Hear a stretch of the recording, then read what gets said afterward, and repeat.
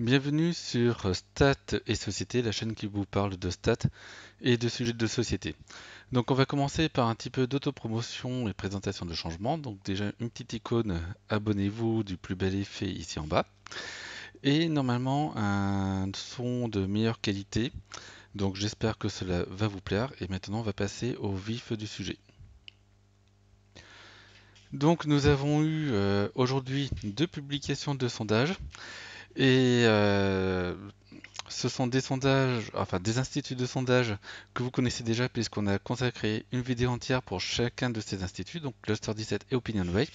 Et donc ils reviennent avant tous les autres pour de nouveaux sondages. Donc on attendait plutôt les autres instituts, mais pour le moment, c'est eux qui publient. Donc on va voir dans un premier temps le sondage de Cluster 17 qui a été réalisé fin décembre et publié donc ce 4 janvier. Ensuite, le sondage d'OpinionWay qui passe en mode rolling et évidemment quelques commentaires au sujet de ces sondages. Donc c'est parti, nous allons voir ça plus en détail.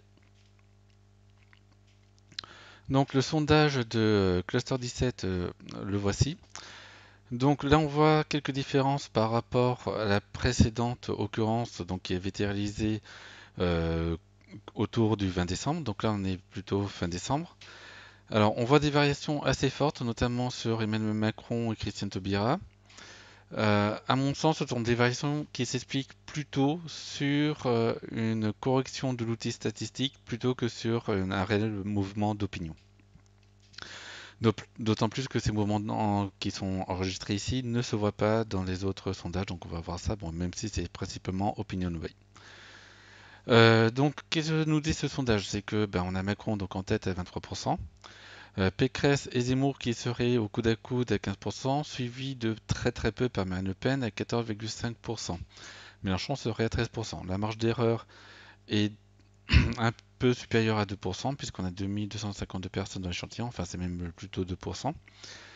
Les écarts sont quand même assez importants par rapport aux autres instituts, surtout concernant Jean-Luc Mélenchon et Éric Zemmour. Donc sachant que Jean-Luc Mélenchon est plutôt donné à 9 voire 8%, parfois 10 dans les autres instituts de sondage, donc là c'est très au-dessus.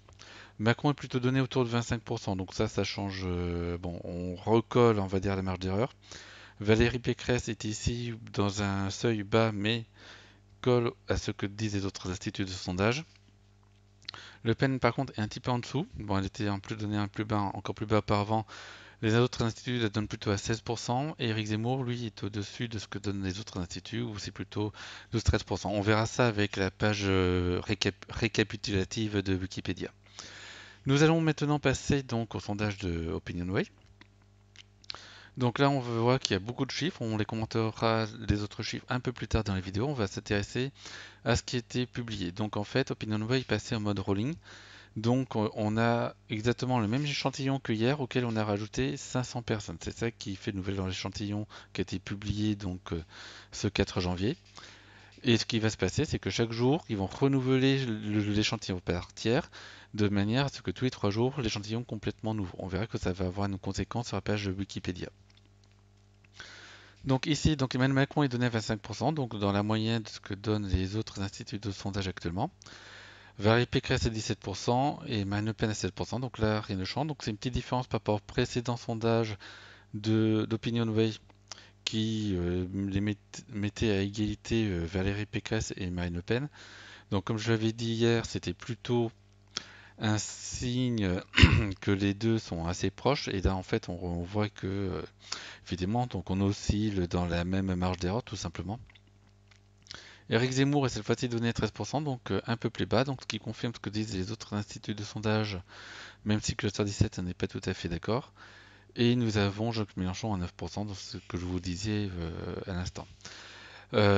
OpinionWay, à l'inverse de Cluster 17, teste aussi les seconds tours. Cluster 17 n'a pas testé le second tour.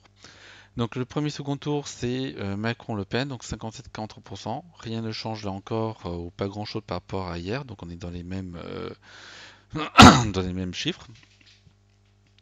Emmanuel Macron vis-à-vis de Valérie Pécresse, on a 53-47%, donc là encore, on est dans les mêmes chiffres que hier, grosso modo, donc peut-être un point d'écart. Ça reste la marge d'erreur, tout simplement.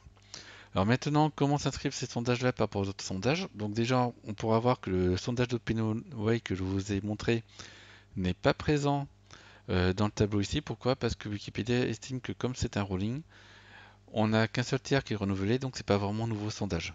Wikipédia affichera le sondage une fois que l'échantillon aura été entièrement renouvelé, donc 2 ou 3 jours plus tard. Donc c'est pour ça qu'il n'est pas présent. Cluster 17, lui, a bien été rajouté. Donc ça veut dire qu'on est le 4 janvier et on a eu hier donc 2 sondages qui sont été publiés avec du retard. Et donc là on voit effectivement que les écarts sont relativement forts avec les autres instituts de sondage et la grosse correction par rapport au précédent sondage de Cluster 17. Donc là encore, comme je vous le disais, je soupçonne une correction de l'outil statistique plus qu'un mouvement d'opinion détecté. Maintenant, nous allons commenter plus précisément le sondage d'OpinionWay parce que, comme vous pouvez voir, il y a beaucoup de chiffres, pas seulement la colonne des publications, et en fait, ça correspond aux corrections d'échantillons, notamment les corrections politiques. Donc, ils ont fait des corrections sociodémographiques qui sont classiques, donc on peut voir ici. Ensuite, ils ont fait une correction politique, donc là, on peut voir une différence par rapport à Cluster 17. Ils ne prennent pas en compte les résultats de la présidentielle eux-mêmes, mais plutôt vont prendre en compte que les gens ne vont pas forcément dire la vérité visiblement. Donc c'est comme ça que je l'interprète. Mais on voit que ils ont fait un redressement aussi sur les européennes.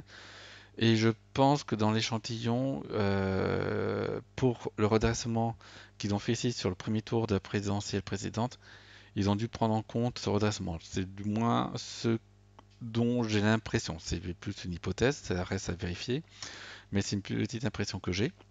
À côté de ça, on voit que pour le second tour de présidentielle, ils ont fait aussi une correction. À mon sens, c'est pas forcément pertinent pour un premier tour, mais ils n'ont pas forcément pris en compte pour un premier tour non plus. On va voir ça tout de suite. Dans les résultats, en fait, ils ont donc pris en compte euh, 2 échantillons en réalité. En fait, c'est le même échantillon, il y a simplement l'échantillon complet, y compris avec les personnes donc qui sont pas encore sûres de leur choix ou pas encore certains d'aller voter. Et ensuite, il y a une deuxième partie, c'est des personnes qui sont sûres d'aller voter. Donc ça fait une différence de résultat. Donc la partie à droite est une sous-partie de l'échantillon global. Et après les colonnes, c'est en fait des éventuelles corrections. Donc on a les données brutes. Donc ce qu'a donné le sondage, simplement des interrogeant les gens et sans faire de correction. Et ensuite on a les données brutes. Et donc on voit que visiblement la colonne qu'ils ont retenue, puisque là ils ont un chiffre retenu, correspond à celle où ils ont fait la correction sociodémographique, puis la correction sur le premier tour de présidentielle sans prendre en compte l'élection européenne. Donc on voit que c'est ce résultat-là qu'ils ont finalement pris en compte. Hop, avec une petite variation ici que je ne comprends pas, sur n'exprime pas d'intention de vote. Bon. Voilà, donc ça c'est un petit peu autre chose peut-être pour prendre en compte le cas complet. Donc voilà un petit peu les résultats qu'ils ont pris en compte. Je me pose la question sur la différence entre le 25% d'Emmanuel Macron ici, donc après correction premier tour de la présidentielle, et le 28% après correction du premier tour de la présidentielle et des européennes. Donc je ne sais pas comment expliquer cet écart-là. Ça serait une bonne question pour savoir d'où cela vient.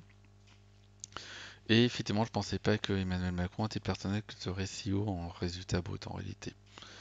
Donc maintenant, on va passer dans les seconds tours. Donc on a la même chose. Donc on s'aperçoit que les résultats qu'ils ont pris en compte, finalement, alors là, pour le coup, j'ai du mal à choisir s'ils ont pris la colonne qui est ici, sociodémographique et présidentielle T1, tour 1, ou s'ils ont pris aussi en compte les européennes, puisque de toute manière, ça ne change pas trop les résultats.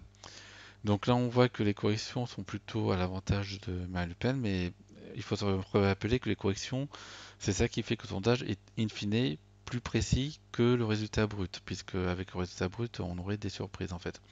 La même chose avec Valérie Pécresse.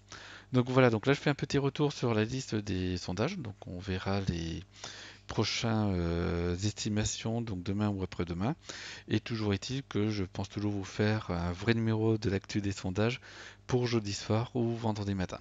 Voilà, donc je vous souhaite une bonne journée et je vous dis à bientôt. Bye bye.